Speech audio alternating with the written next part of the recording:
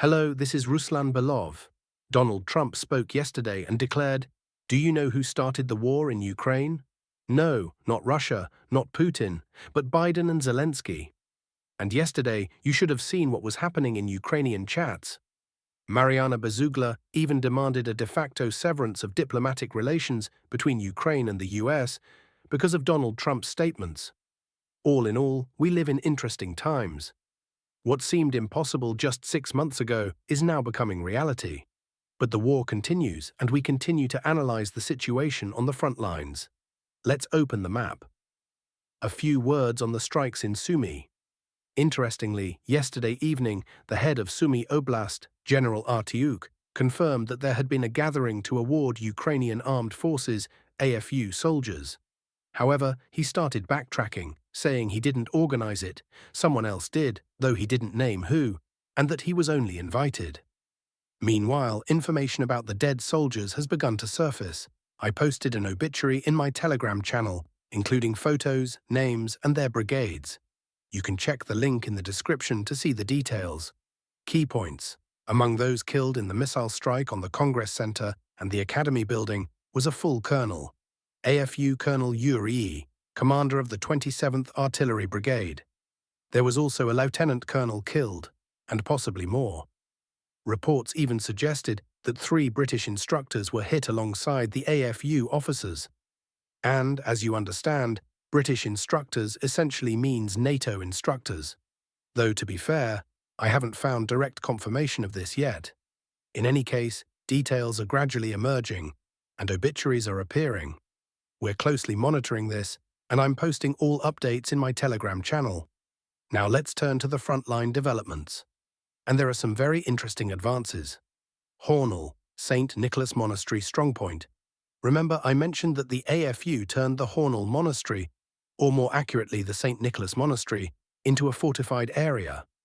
That's because it sits on elevated terrain relative to the surrounding front line. You see, the monastery is on high ground, with lowlands around it. Naturally, it makes sense to turn it into a firing position to rain fire down on everything below. And that's exactly what the AFU did, turning a holy site into a stronghold. Our forces have now begun striking the monastery, indicating the start of the battle for this fortified area. One thing's clear, this won't be an easy assault. The same goes for Hornell itself. The terrain is a major obstacle, with constant elevation changes, hills, lowlands, more hills. Actually, you know what this reminds me of? Belogorivka on the Siversk axis, where the same kind of elevation changes kept the army stuck for 2 years. Of course, liberating this village won't take that long, but don't expect it to be wrapped up in a couple of days. Belogorivka, Siversk axis, major Ukrainian collapse. Speaking of Belogorivka, the AFU isn't just having problems there. They're in huge trouble, sparking an uproar in Ukrainian forums. As promised, let's switch to the Siversk direction. Just look at this. Even with the naked eye, you can see the massive problems. For the AFU, of course. The entire area marked in bright red is now under full Russian control. Let's measure the numbers. Depth, nearly 3 kilometers, from Belogorivka towards Hrihorivka. Width, over 3.5 kilometers. Total area captured, 9 square kilometers. Why such a sudden and wide breakthrough? Let's check the terrain. See here?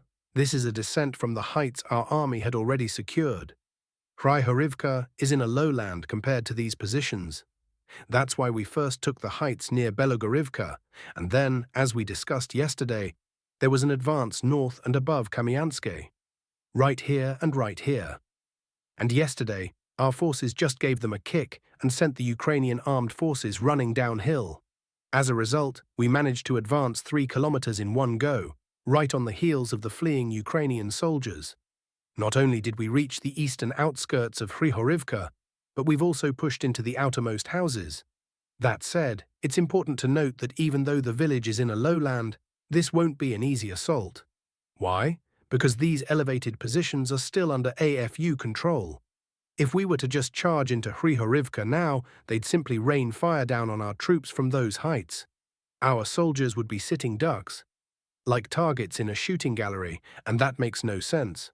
So the primary objective is securing those heights, and only then storming Hryhorivka. Bottom line, nothing good is coming for the AFU here. As soon as the top command in this sector was replaced and the endless lies stopped, progress began immediately. Just look, we're advancing now, whereas before we were stuck in the same spot for almost 2 years. Think about that. 2 years. We were grinding away at this poor battered Belogorivka, losing so many guys. For what? 0 gains. Now, the results speak for themselves. As for the main objective in the next month and a half, I've mentioned this before, it's linking up the Siversk and Lyman groupings near the village of Dronovka. That's why the assault on Toretsk is underway right now. Meanwhile, movement continues along the Siversky Donets River. If everything goes as planned, we'll finally secure this entire forest area, and by summer we can move on to the most critical objectives, the assaults on Lyman and Siversk. More bad news for the AFU near Toretsk. American mapmakers initially denied it yesterday, but today they were forced to acknowledge our advances in this sector. Not just advances, but the full capture of Valentinivka. However, they're downplaying the progress, claiming we only advanced 2 kilometers from Panteleymonivka and stopped at the outskirts of Sukabalka. But that's not true. In reality, this part of Sukabalka is already under our full control, and fighting is now unfolding in the northern part of the village. I explained yesterday what this means for the AFU, so I won't repeat myself. In short, nothing good. Territorial gains add up at first glance. It might seem like just another small village, another patch of land. But this small patch is 5 square kilometers, and when you add the advances near Belogorivka and Hryhorivka, 9 square kilometers, that's 14 square kilometers in a single day. That's above average momentum, and we're only looking at 2 sectors here. There were advances elsewhere, which we'll now examine. Nova Pavlivka direction, Vostok Group. Movement toward Bodanivka and Otradivka. After repelling AFU counterattacks, Russian forces resumed their offensive. The main focus is on Otradivka and advancing into Bohdanivka from the south. The goal, cut off AFU forces from the west, Zaporizhzhia direction, and trap their units in Bohdanivka in an operational encirclement. There's tactical progress, but the AFU is putting up fierce resistance. Expected, since Bohdanivka is their last well-fortified stronghold before open terrain, and Kiev will cling to it desperately. Center Group, Kotlyarivka and Berdichi. The AFU continues to resist in Kotlyarivka. Russian forces have entered from the south and east, but Ukrainian troops still hold the northwestern part. This is the last village before the Solena River, and in this sector, holding settlements is the only way to defend against drones. Forest belts are no longer safe, as Russian troops have learned to clear out strongpoints systematically. The AFU command is throwing reserves here, forcing troops to hold these positions despite losses. Russian forces, having secured the first line, are preparing to storm the second. West of Berdichi movement is progressing southwest, but the AFU has a large grouping here. Elements of 6 brigades have been spotted, making progress extremely difficult. Pokrovsk direction. The AFU is attempting counterattacks, but with less intensity. On the western flank of Pokrovsk, Russian forces have pushed the AFU out of northwestern Kotlin. Elizavetivka is under Russian control, 3 kilometers south of the road linking Pokrovsk-Mirnohrad to Kostiantynivka. Now the Russian army can bring this road under fire control, degrading the AFU garrison's combat capability across the entire agglomeration. Russian forces have crossed the Kazeny-Toretsk River west of Elizavetivka and are advancing towards Stara Mikolaivka and Hnatovka. Kostiantynivka direction, north of Toretsk. The front line is gradually shifting north of Toretsk. Russian troops are attempting to break through along 2 roads toward Kostiantynivka. While a direct push from northwestern Toretsk failed, progress is being made via Dylivka. The AFU, lacking sufficient infantry, are relying on drones to hold white zones, unoccupied gaps. Whenever Russian forces make gains, the AFU immediately counterattacks. Lyman Oborovsky direction, fighting for Novoye and Novomikhailivka. West of Kiev, the AFU has managed to hold their ground for now, but along the eastern road, they're struggling. Ukrainian forces are critically short on manpower and reserves here. Yesterday evening, Russian assault troops on the western bank of the Jerebets River advanced and secured positions in southern Novomikhailivka.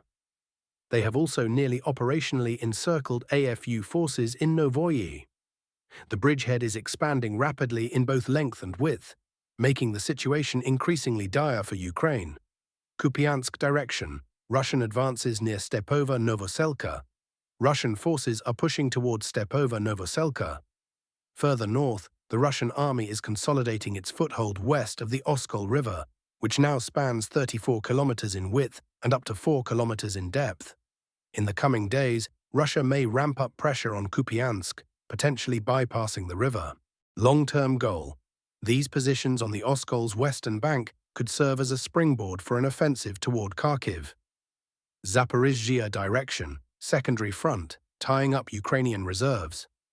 Fighting continues near Kamyanka and north of Mali Shabaki.